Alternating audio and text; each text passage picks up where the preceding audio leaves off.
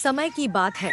एक छोटे से गांव में एक रहस्यमयी तालाब था, जिसे लोग जादुई तालाब कहते थे।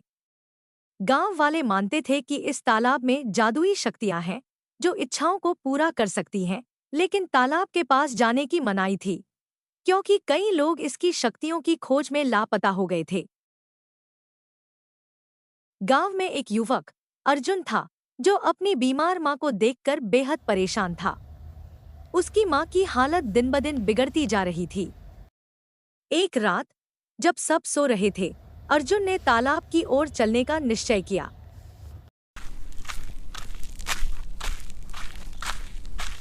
जब वह तालाब के पास पहुंचा, तो वहां उसे एक बूढ़ी औरत दिखाई दी, जो सफेद साड़ी में थी।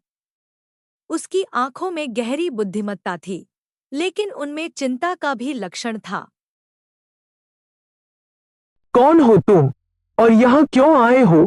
बूढ़ी औरत ने अर्जुन से पूछा।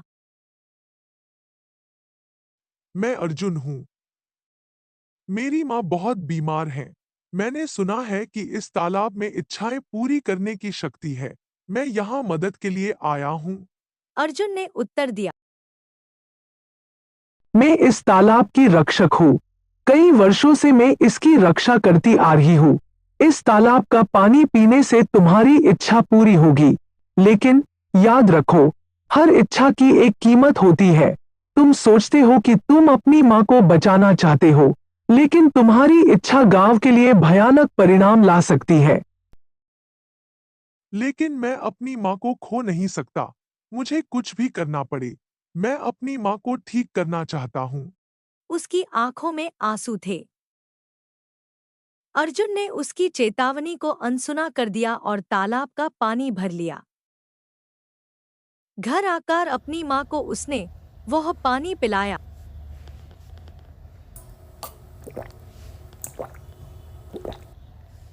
उसकी माँ तुरंत ठीक हो गई।